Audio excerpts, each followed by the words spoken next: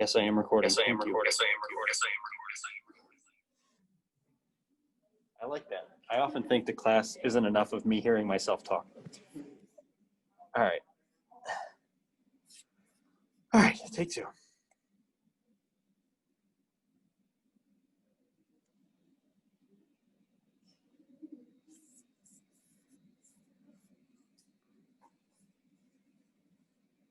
Why can't I?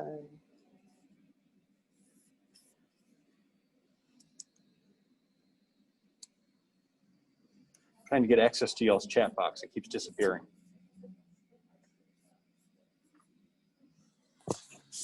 Bear with me.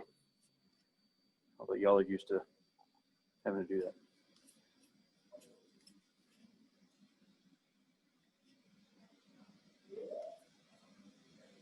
All right.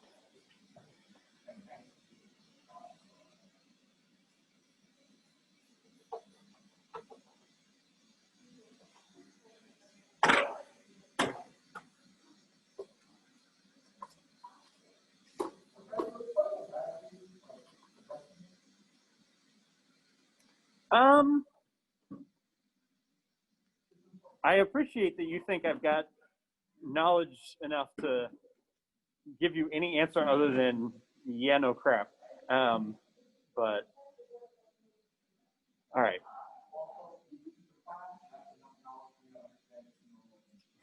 I appreciate it.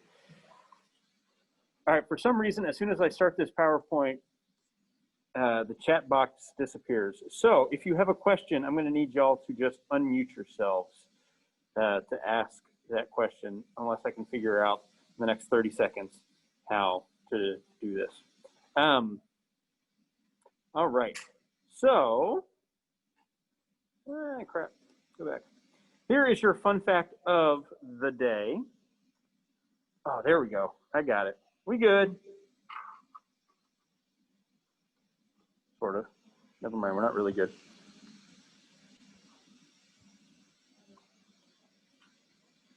All right, there we go. All right, so here's your fun fact of the day.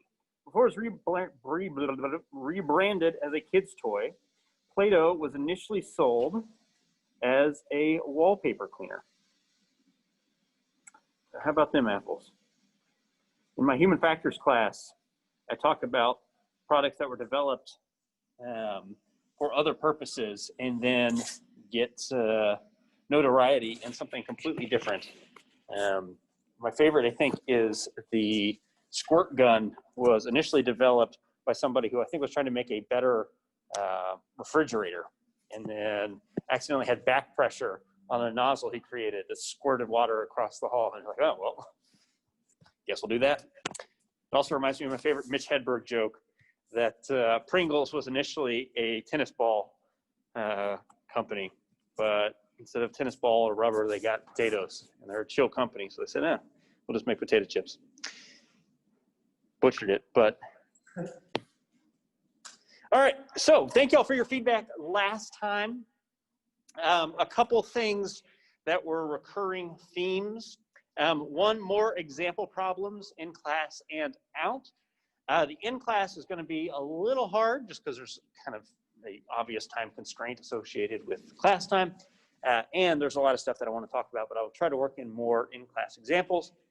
And then, as y'all saw on Monday, I posted a problem in the announcement section, and then I recorded myself just working it out really quickly and posted that as a response in there. And so I will try to do that for every class.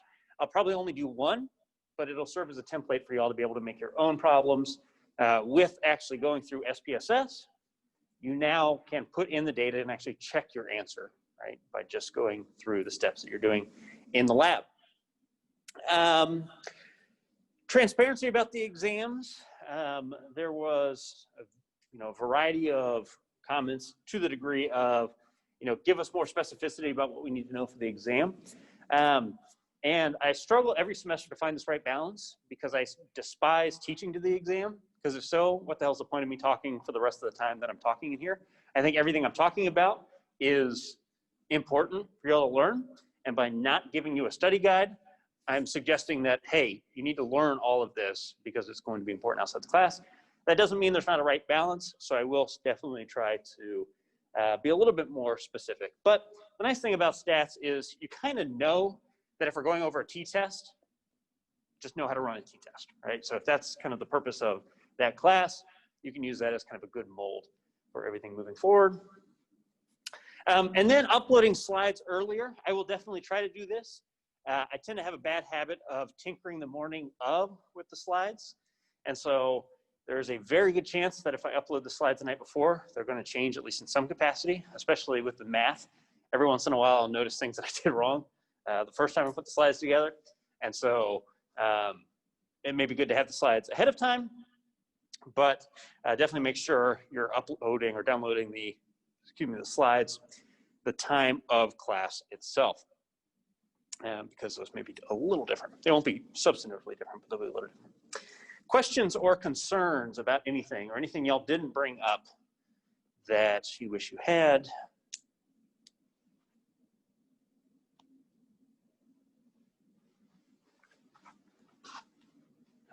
Cool. Well, again, thank you all for the feedback. I do want to make it such that you can actually provide feedback in the semester rather than waiting till the end of the semester to give feedback that won't help you, but only help other people. And so thanks for being frank, and you all should have gotten extra credit points for that. All right, so what did we learn last time? Yeah, we learned about the null hypothesis. What is the null hypothesis, Andrew?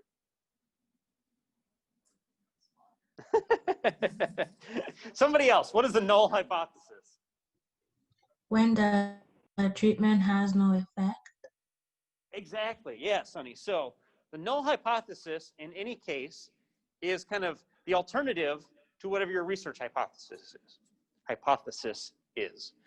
So if we think about things like, again, going back to the COVID vaccine, if our hypothesis is that the COVID vaccine is going to be effective, the null hypothesis is that it's either going to be, it's not going to be effective, or it's going to have a negative effect, right? And that would be an example of a one-tailed test or a unidirectional test.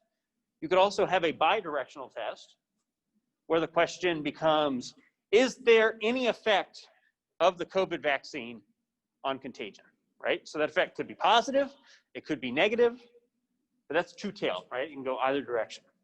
The null hypothesis would be that there's no effect whatsoever of the vaccine on COVID contagion. What else did we learn last time?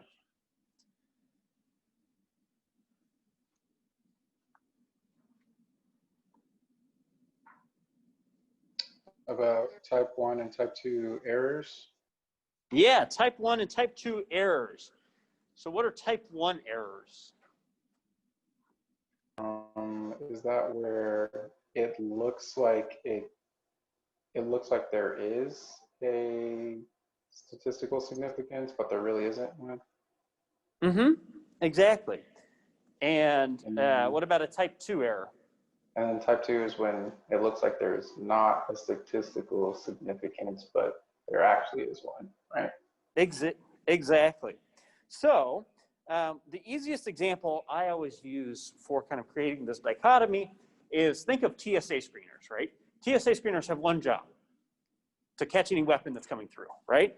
And so we can think about it in terms of the reality, the ground truth of the world, and then their response, right? So the reality is there is either no weapon or there is a weapon, right? Their response can either be there's no weapon or there is a weapon, right? And so we can split this into quadrant here. When in reality there's no weapon and they say there's no weapon, we're good, right? When in reality there is a weapon and they say there's a weapon, we're also good, right? They're right, they're correct. When there really is a weapon, but they say there's no weapon, that's that, whoopsies, got the T in type. That's a type 2 error, right? That's a false negative. They're saying no, but the answer really is yes. When there's no weapon, but they pull out the bag anyways, that's a type 1 error, right? A false positive.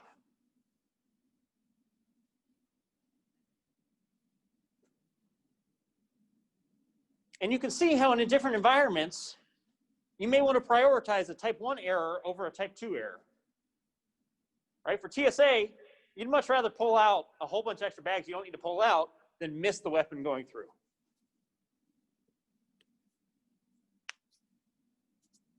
However, there could be other cases in research where, maybe we would prioritize a type 2 error. We would much rather, when it comes to a medication, have a type 2 error to say that, no, this isn't effective, when it actually is effective, than to give people a drug that we say is effective, but actually isn't effective at all, right? It's much better to be cautious in that regard. All right, questions about what we covered last time?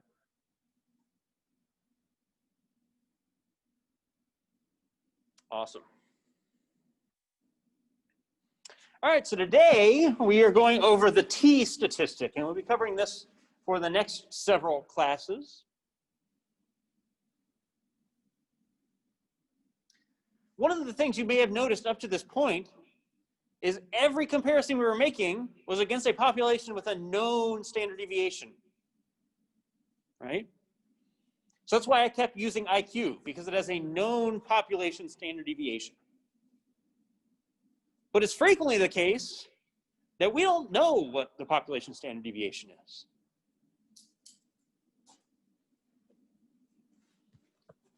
And the T statistic is one of the ways we're going to be able to do that.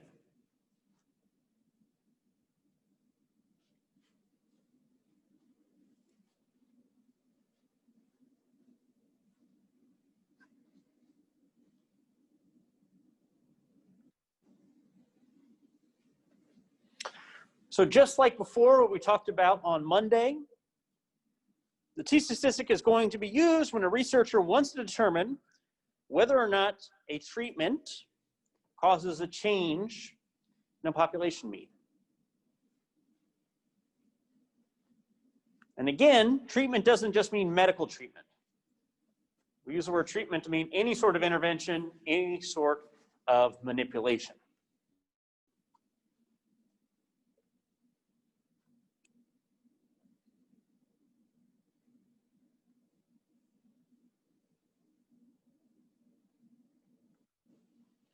Occasionally, a theory or other prediction is going to provide a hypothesized value for an unknown population mean.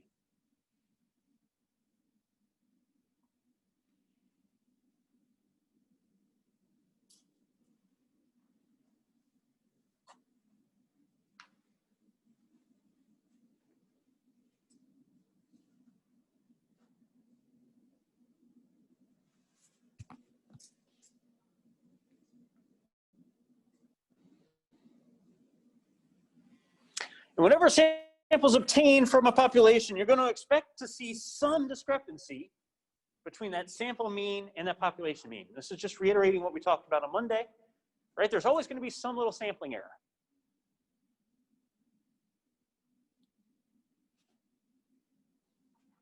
If I pull from the exact same population of people and get their IQ, one sample may have an IQ of 101, one sample may have an IQ of 98, one sample may have an IQ of 105, but they're all from the same population, right? There's no intervention. It's just a sampling error. It's an artifact of sampling. And again, the goal for any hypothesis test is to evaluate the significance of that observed discrepancy. Right? So again, significance does not mean importance. Significance is a statistical term that just means it's likely not due to chance. So if we say two samples are statistically equivalent, that doesn't mean their means are the exact same. They can have different means, but we're saying, given probability, chances are they came from the same population. And so all we're trying to do with these hypothesis tests that we're going to be talking about pretty much for the rest of the semester is identifying, does a sample that maybe received an intervention have such a value that it's very unlikely just due to chance?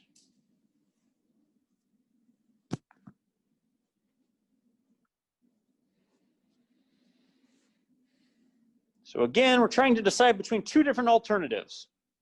Is that reasonable, or is it reasonable that the discrepancy between the sample mean and the population mean is simply due to sampling error and not the result of any sort of treatment effect?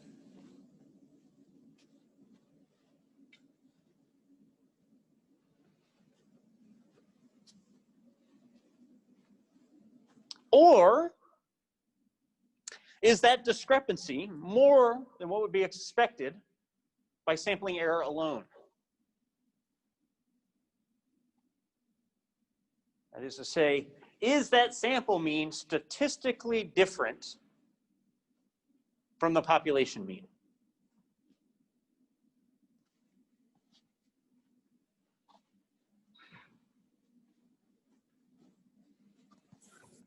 Questions about that so far?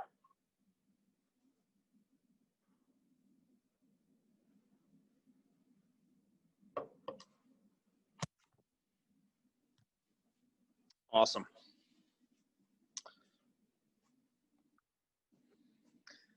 So the first step for the T-statistic hypothesis test is to calculate exactly how much of a difference there is between the mean, the sample mean, and the population mean would be reasonable to expect.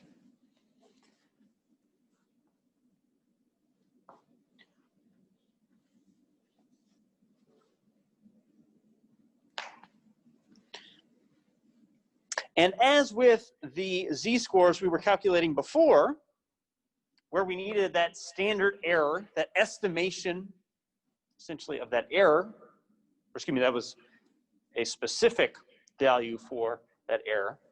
Here, we're going to be estimating that error, right? Because we don't know the standard deviation of the population. So we're going to try to assume what that standard error of the population would be based off of what our sample's standard deviation is. We're using the data at our disposal to try and answer these questions.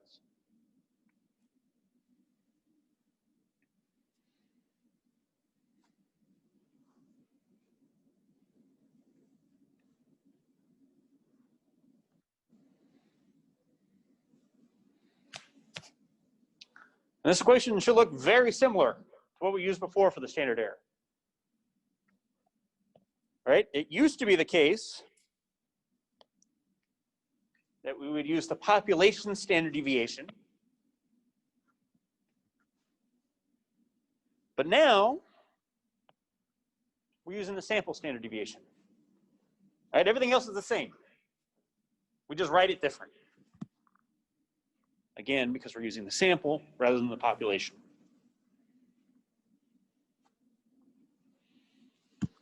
So to get that estimated standard error, we're taking the standard deviation of our sample and dividing it by the square root of the size of our sample.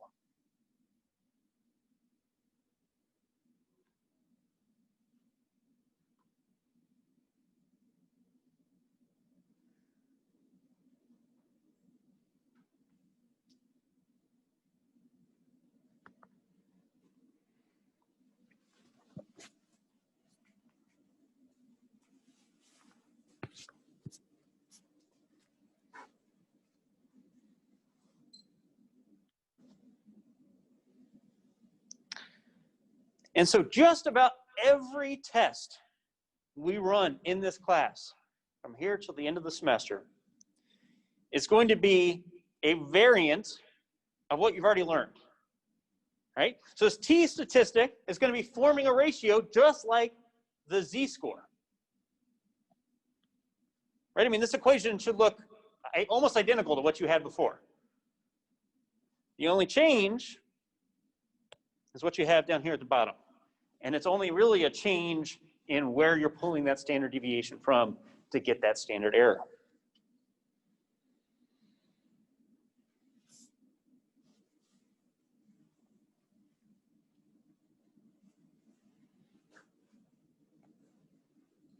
And I can't iterate this enough. Sorry, Yeah? why is standard error indicated with an SM and not an SE like it used to be? Because this is representing the standard error when we're using the sample standard deviation for the actual test here. Okay, I see. Does that make sense? I'm not sure I answered your question. Yeah, it's not exactly what, like, it's not simply a standard error. It's like more. It has a sample, so it's not the same thing. Yes, we're pulling from the sample rather than from the population. Okay, that makes sense.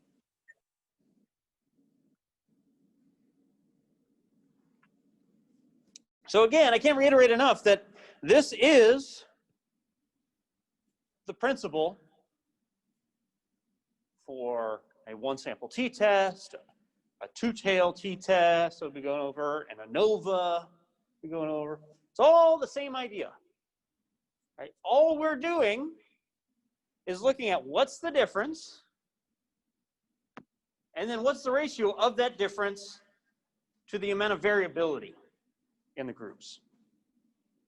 And how we do that is going to change from test to test based off of the assumptions, based off of what we're bringing into the test.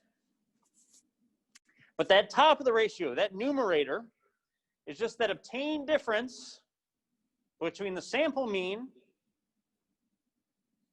and that hypothesized population mean. Excuse me.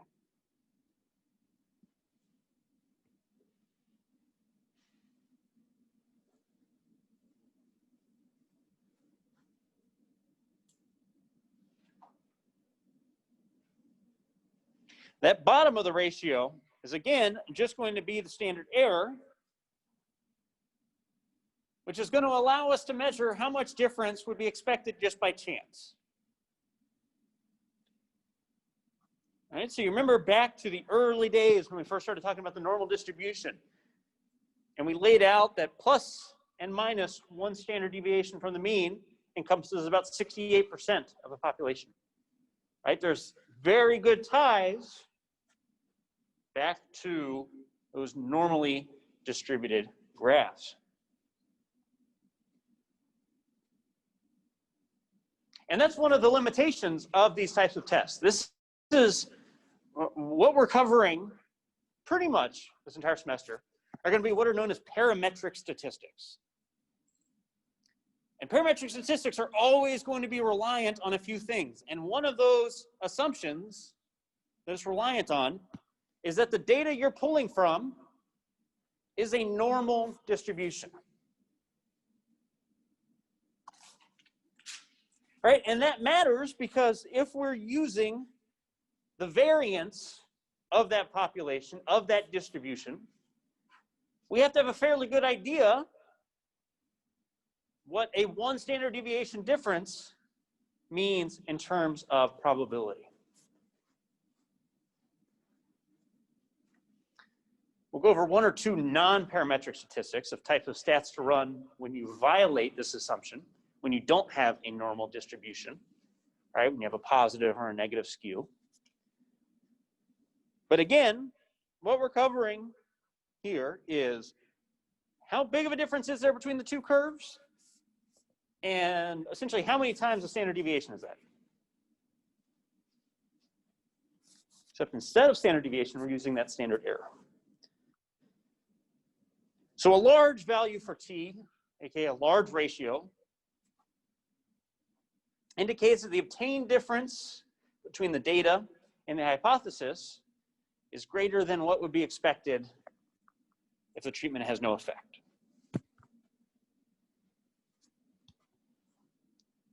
All right, so if we draw two curves here.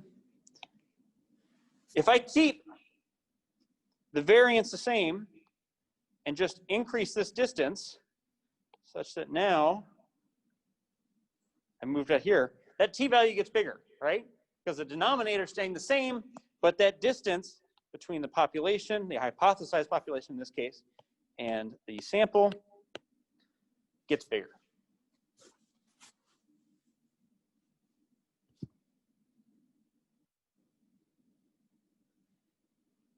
Questions about any of that so far?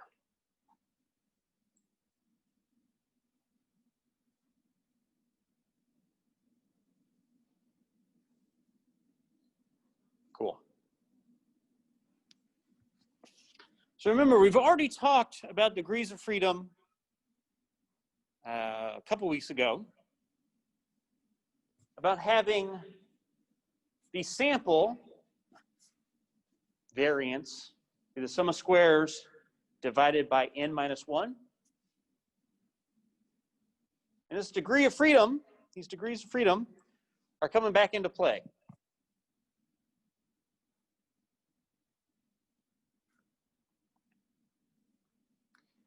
And the reason we do that is to essentially provide an extra component that says, if you have a small sample, we can't be sure that that's representative of that population, right? If I flip a coin twice, it may be very unrepresentative of what that coin would be if I flipped it 100 times. So this degree of freedom is just penalizing us if we have a small sample size, right? You can see how if you take 100 divided by 10,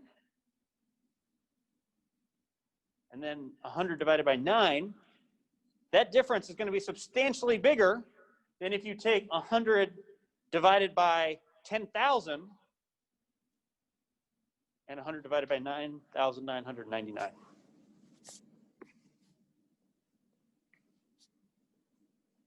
It's essentially just a big old fudge factor.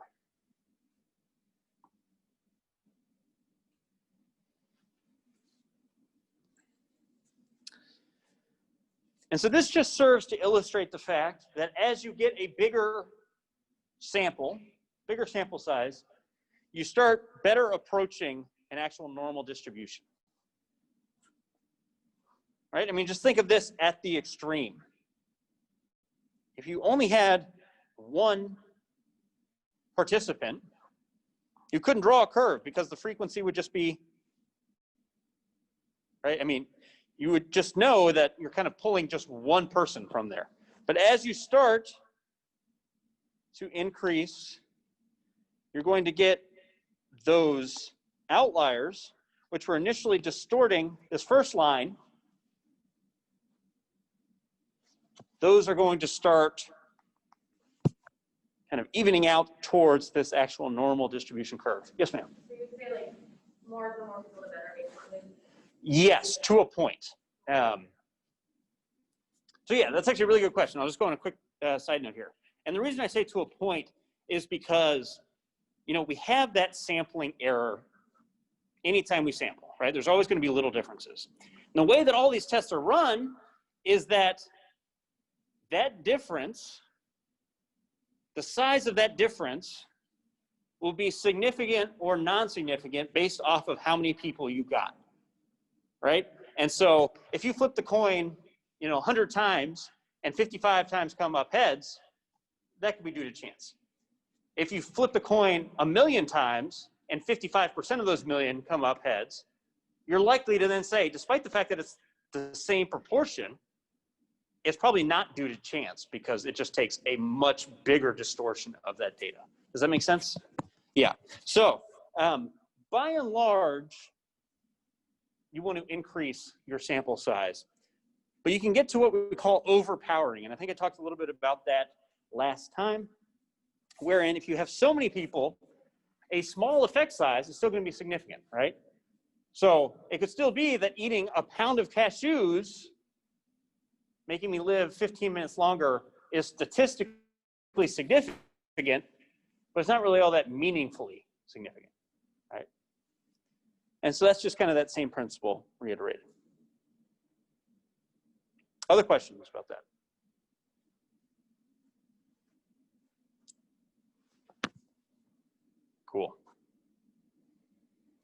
So they're also standard. So within cognitive psychology, you tend to have smaller samples. You just don't pull from the same number of people.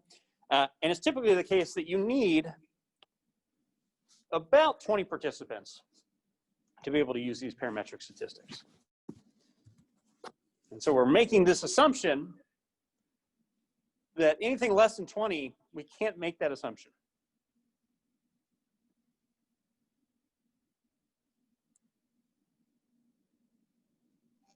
I have a question. Yeah. So does the 20, I mean, like, I know it represents the degree of freedom, but is that, like, what does the 20 actually represent? So that would be, so if you have 20 degrees, or you have degrees of freedom 20, you're going to have 21 participants. So it's essentially telling you one less than the number of participants you have. Oh, so that's just your n minus 1 equals 20. Okay. Yep. Okay, thank you. Exactly. Yep. Of course.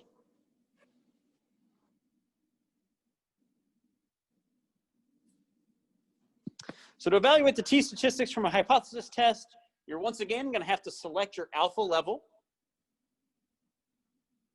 And we're typically going to use 0.05. Then you're going to have to find the value of the degrees of freedom for the t-statistic. So what is your n? Subtract 1, that's your degrees of freedom.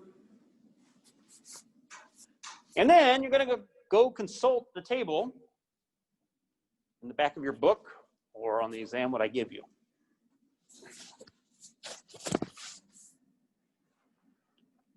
So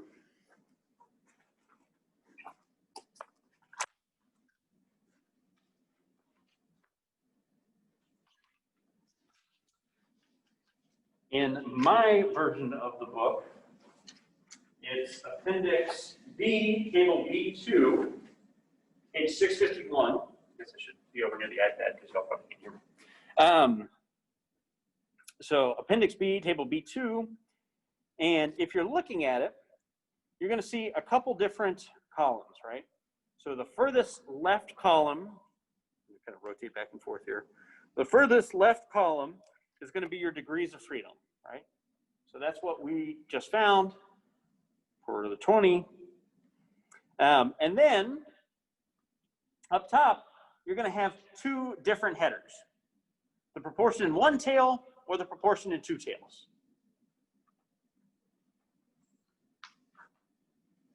Right? And if you look closely, the proportion in two tails combined of 0.05 is going to be the same column as the proportion in one tail of 0.25, right? So you want to make sure that you're picking the right column based off of whether you're in one tail or two tails. And so if we look this up here, and let's say we had 21 participants, our degrees of freedom would be 20. We go all the way down to the degrees of freedom equals 20.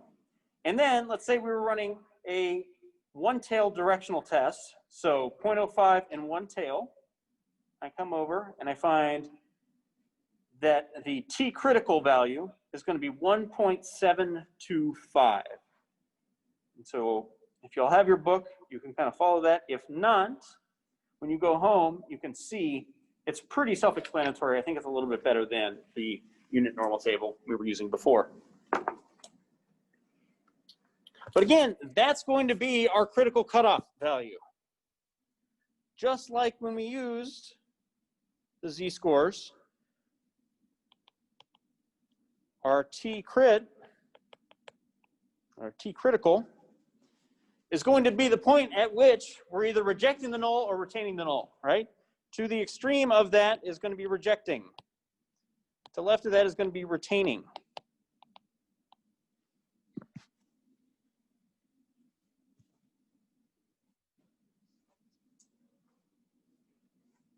So just as with your z-score tests, you're going to state the hypothesis and select the value for alpha.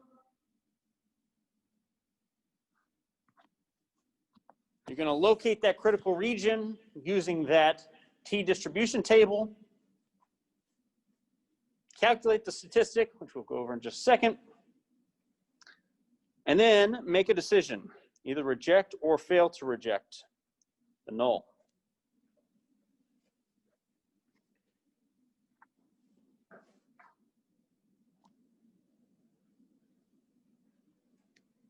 All right, questions about this before we actually work out an example?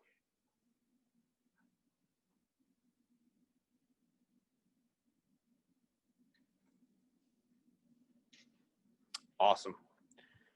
Awesome, awesome, awesome. All right, so let's say a psychologist has prepared an optimism test. It's administered yearly to graduating college seniors. Higher scores mean more optimistic. Last year's class had a mean of 15. A sample of 9 seniors from this year's class was selected and tested. The scores were as follows. Are they more or less optimistic? And because I'm asking more or less, it's going to be a two-tail test, right? I say it again here, two tails, but because there are two directions, that's going to be a two-tail test. And we're testing at the alpha is 0.05.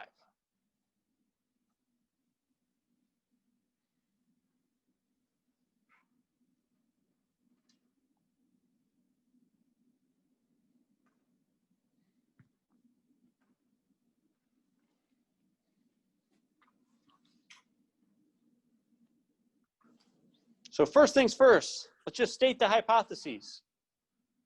The null hypothesis in this case is that this year's seniors are going to be no different than last year's seniors. This year's seniors are going to equal the optimism score of last year's seniors. The alternative or research hypothesis is that they don't equal each other. Doesn't say that they're going to be higher or lower, it just says they don't equal each other. Because again, we're doing a two-tailed test.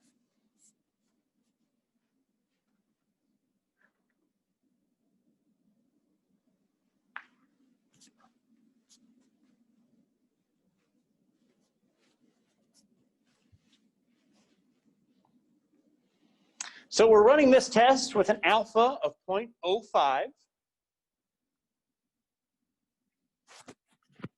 And to find our T critical value, we first have to do what? Find our degrees of freedom, exactly. And how do we know what our degrees of freedom are? It's going to be your n minus 1. Exactly, yes, n minus 1. And so if we go back here, we have 9 people in our test. And so 9 minus 1 is going to give us 8. So now we're going to go consult this table in the back of the book.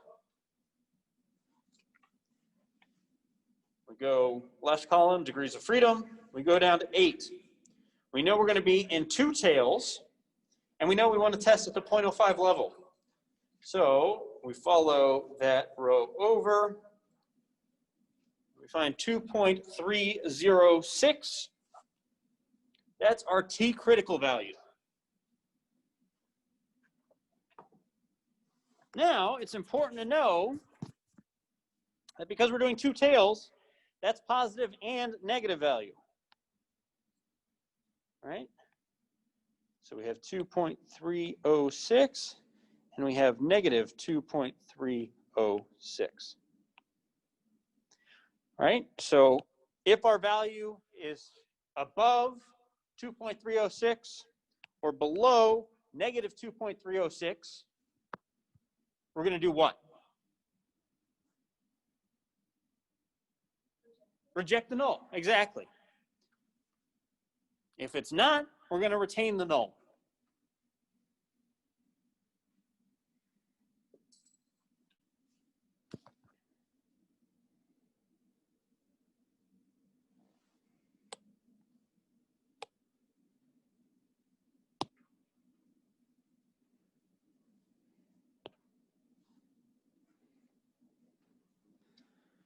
All right. My computer.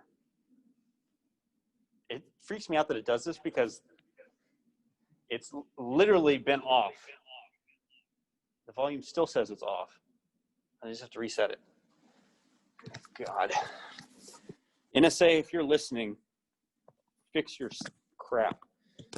I can tell you're listening to me. All right. So, what are some of the things we need to do for this test? We need to get our standard deviation, standard error.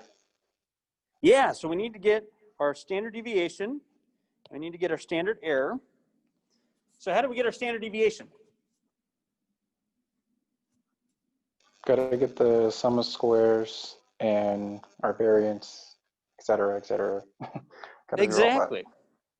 Yeah, so our sum of squares will give us our variance, which will give us our standard deviation.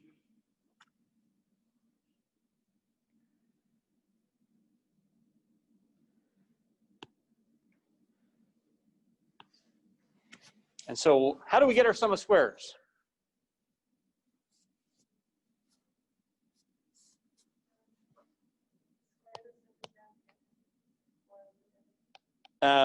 Yes, so we need to take the sum of x squared, but what else?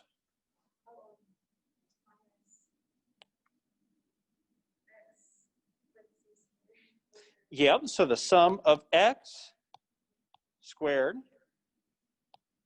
over n. Exactly.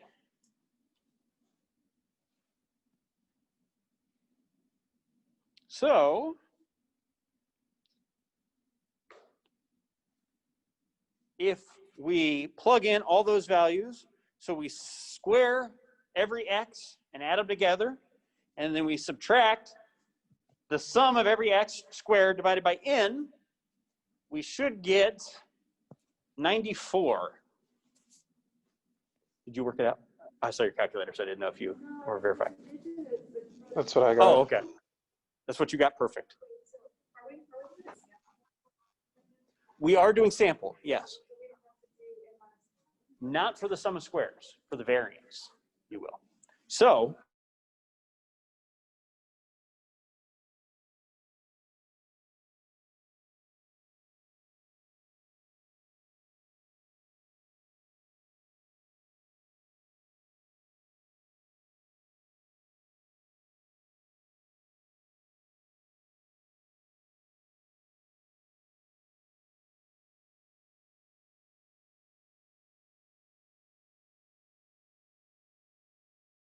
and not yet recording. And now we're recording.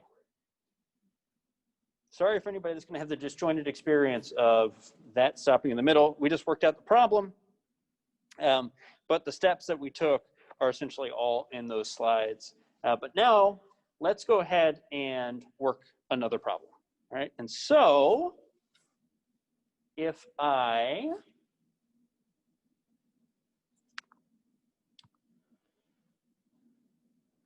open this bad boy. All right. So let's go through the steps. First, we're going to create a problem.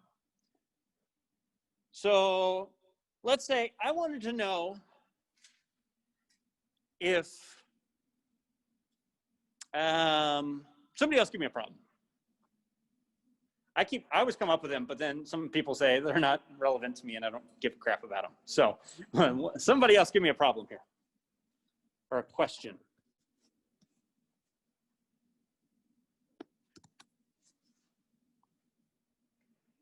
Are this year's stat students performing better than last year's stat students? How about that? All right. So we know last year, and I'm making up this data, so don't go bashing on your friends last year. Last year, on exam 1,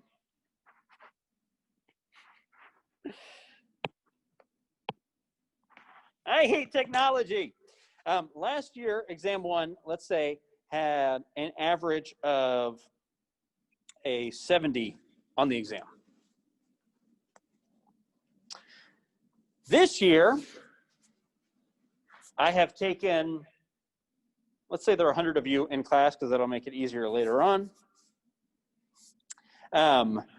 This year, you have a mean of 82, and there are 100 people in this class.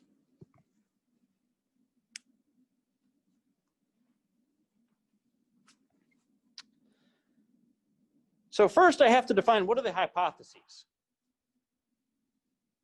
Well, in this case, I want to know if my teaching is better than it was last year. And so our null hypothesis is that my teaching is either going to be no different or worse than it was last year, right? So our sample mean is going to be less than or equal to last year's population.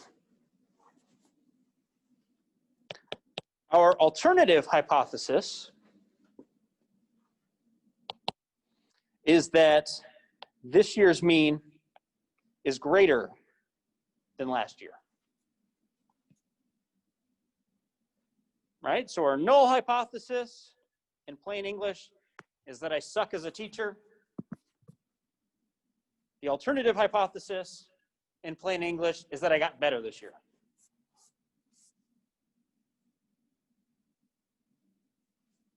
All right, so I don't remember who was asking about this first step, but whoever was, does this make sense now? It kind of does. It kind of does. I understand where you're getting like the greater than and less than and like equal to, but it's just the M's, I guess, that are are confusing me because they all look the same, if that makes sense. It's like M is greater than M, and I don't really understand really, but I get it at some point. If that makes sense. It's largely symbolic, right?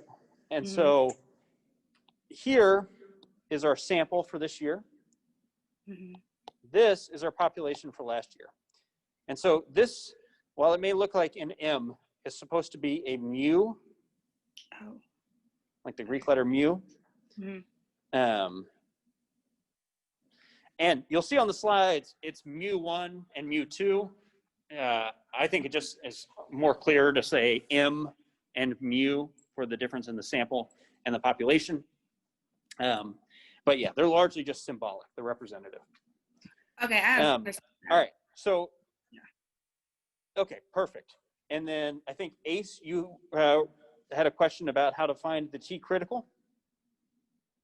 Yes, I did. Perfect, all right. So I'm gonna stop the share and, all right, so,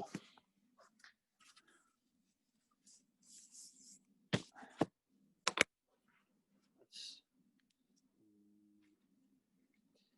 is gonna be ultra tricky.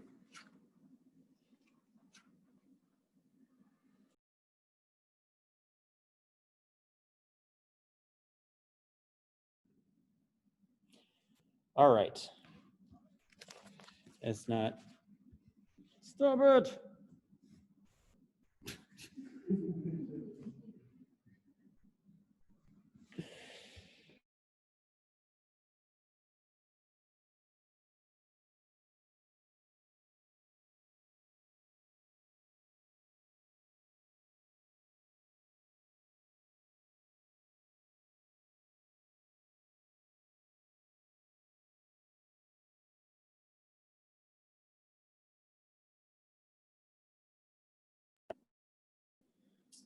All right. Can you hear me now, Zoomies? Yeah. Yes. Yes. Apparently, I just like to talk when y'all can't hear me. So, all right. So I'm going to bounce back and forth between class and you Zoomies here. And so to find the T critical, first thing we're going to do, let's see if I get up here, very close. You're going to look in this column, this degrees of freedom column, right here on table B2. You're gonna look in this degrees of freedom column, and you're gonna go find your degree of freedom. In this case, our degrees of freedom are gonna be 99 because we have 100 participants. Thank you, Amber. Yes, pin me for your video. Your degrees of freedom are gonna be 99 because you have 100 participants. And so you would find 100 here, but because we don't have 100, we'll just go to 120. All right, and so our degrees of freedom of 120, we're now going to be finding, okay, what is the proportion in how many tails? All right, so in this case, we're doing a one-tail test. Don't worry, I'll come to y'all. And in this case, we're doing a one-tail test with 0.05 in the tail. So we take our 120, we go out to where the column says 0.05 in one tail, all the way down to where 120 is. And in this case, our T critical would be 1.658. All right, now I'm going to class. Stay with me. All right, we're looking in our degrees of freedom column. We're going all the way down here to 120. From 120, we look up top here. Proportion in one tail is the top header. So we find, okay, where's 0.05 in one tail? There it is. We're going to go all the way down to where that intersects at 120, and that's where we get our 1.65 feet. Yes, ma'am. 2 questions. All right. Why 120? Because our real degrees of freedom was 99, and kind of the standard is always take the more extreme, right? So in this case, if we had, let's say 20 participants, we would take 19. But because this doesn't go to 99, we'll just take more. What balance does the table have? Yeah. And why only 1 tail? Because the hypothesis was that I became a better teacher. The null hypothesis is that I didn't become better or I became worse. So because we're testing, did I become a better teacher? That's just one tail. We wanted to see, did I become better or worse? That would be 2 tails. Does that make sense? Let's see, does it? If not, you're allowed to say so. It's okay. I think I'll get it. Well, feel free to set up a meeting and we can chat about it.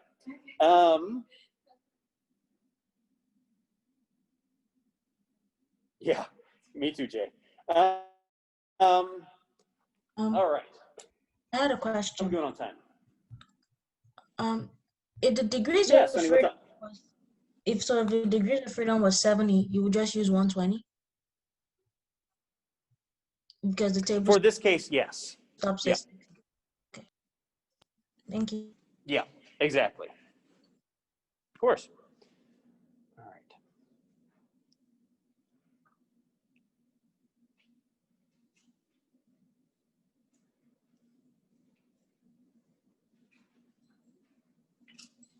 All right, so I will work out another problem. I'll post a problem, and I'll work out another problem much in the same way I did on Monday, actually recording me walking through all of those steps. So hopefully that'll provide a little bit more context. But in the last few minutes here, I do want to just quickly move on to the effect size measurement, right? So we talked about Cohen's d last time very briefly, and that Cohen's d is wonderfully simple, and that all you're doing is looking at the mean difference divided by the standard deviation.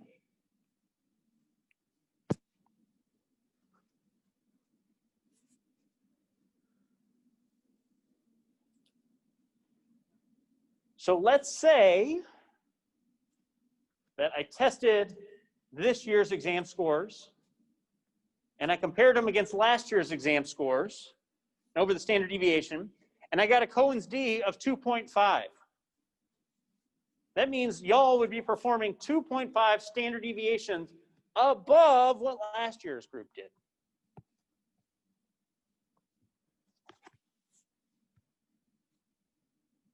And this allows us to see how meaningful is that difference, right? It could be that there's a statistically significant difference between y'all and last year's group, such that y'all perform better on the exams, but maybe you're only performing 0.1% better on the exams.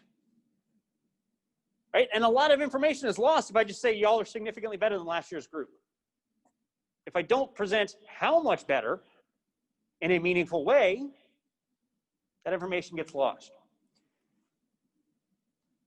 And I can't just do a mean difference, because a mean difference could tell somewhat of a distorted story, right? If I have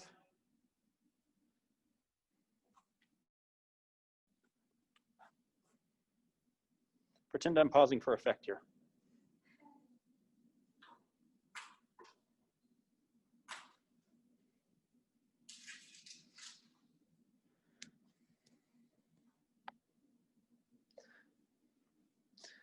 If I have a distribution that looks like that, and a distribution that looks like that, let's say this distance is, value A. If I then got two distributions that look like that, even if this distance is still the same, value A, that's a much different picture, right? This one, there's a lot of overlap. It could just be kind of due to chance that we got this sample over here. But here, there's no overlap. So despite the fact that it's the same mean difference, how important this effect is matters because of these variances.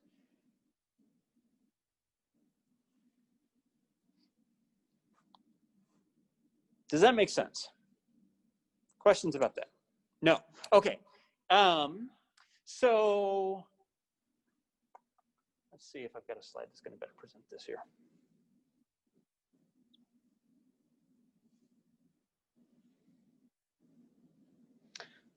So essentially what Cohen's d is saying is, if we know a normal distribution has 68% within one standard deviation plus and minus, how many times that jump is your score better? All right, so if we know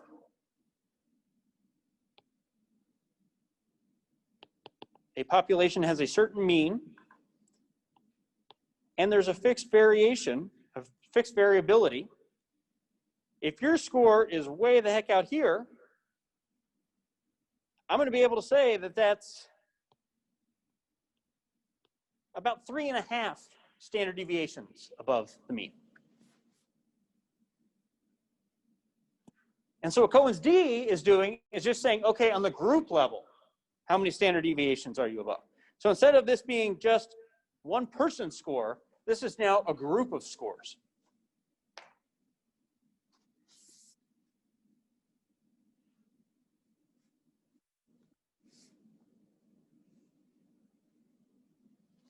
But we can also tell you not just how much of a difference there is as a ratio of the mean difference divided by the variability,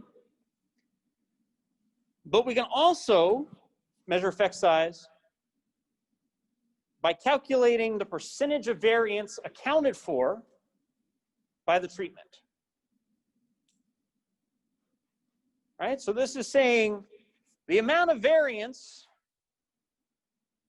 in your test scores this year that can be explained by my new teaching style.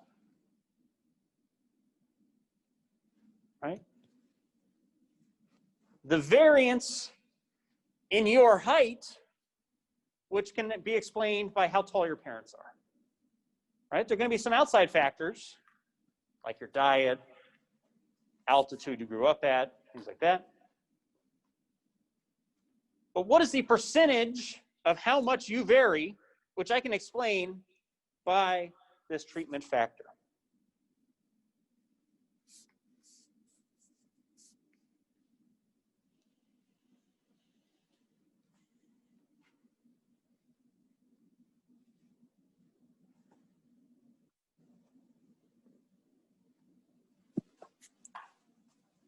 And it's really simple. Once you have your t, you square your t, and you divide it by your squared t plus your degrees of freedom.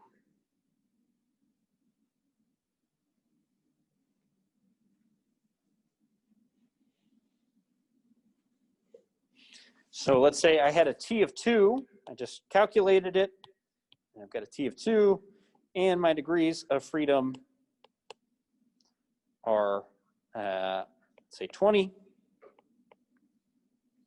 2 squared is 4 over 24, which is going to give us, like 0.2 or something.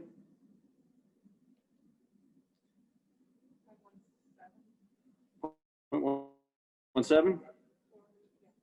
Perfect. 0.17.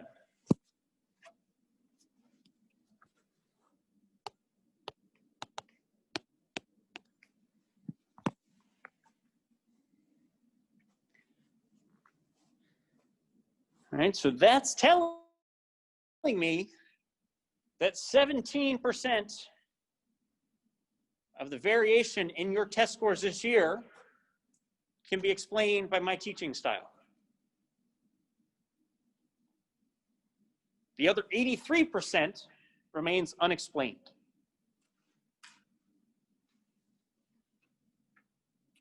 It could be the fact that you have to wear a mask. It could be the fact that this room is very distracting with that big old picture window in the back. Although probably less for you than for me. And we have just general sizes that we establish. So 0.25 is a large effect. 25% of the variance can be explained by some variable. That variable has a great predictive ability.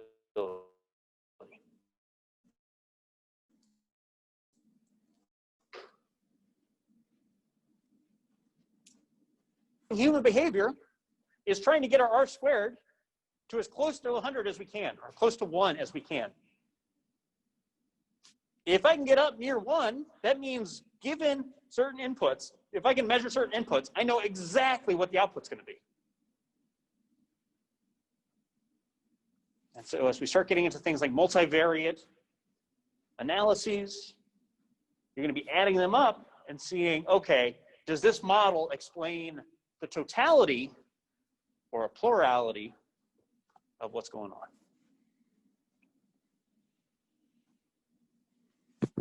Questions about that or anything else we've covered so far? I'm very unsure about what the Cohen's d is supposed to be. As in, like, why do we use it, or how do you measure it? Why and how it's used. Yeah. So the y is just going to be a function of knowing that something is statistically significantly different is one thing, but how important is that difference? That's what an effect size does. That's what Cohen's d does, right? And so, again, going back to the cashew example, if I eat a pound of cashews and that only makes me live 15 minutes longer, that's a small effect size, right? The cashews don't seem to be having that big of an effect. If I eat a pound of cashews and live 400 years longer, that's a massive effect, right? Those cashews are having a big hand in that overall effect. Does that make sense? Yeah. Perfect. Yeah.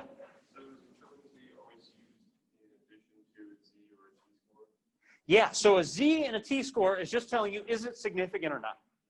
Cohen's d is telling you, how meaningful is it? Yes. Now, you should always be using that, but there is a big contingent of the research community that doesn't do it, right? And so you could actually get into substantial fights with PhDs saying, why the hell aren't you using a measure of effect size, and be right? Because they're not using it. People get this false sense of belief that significance is kind of that be-all, end-all. But not really. It matters when we're trying to say, okay, how important is this effect actually? So yeah, you should be using Cohen's d or R squared, or we'll give some other ones this semester. Other questions? Is everybody ready for me to just shut up so they can go enjoy the nice day? Yeah.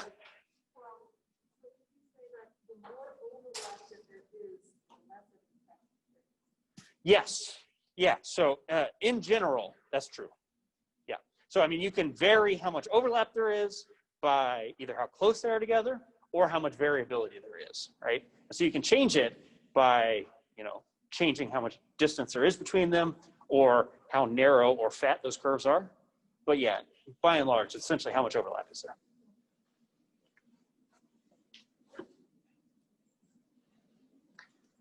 Right, was that for All right. the R? Yeah, so it's measuring conceptually the same thing, right? So Cohen's d and R squared are just two measures of effect size. They're just two different ways to do it. And why R squared would be useful will become evident when we start doing correlations. But yeah, they're both just effect sizes. Two different ways to skin the cat, so to speak. It's a really grim saying. Oh, why I use that. All right. So that's it. Thank y'all for bearing with technological issues. I'm pretty sure the NSA doesn't want y'all to hear the truth about statistics here. So if you have any questions, let me know. Otherwise, I will try and do my best to post another problem here shortly and work it out for y'all. But if y'all want to set up meetings, please do so either with me or your past leader. And yeah, we're rocking and rolling.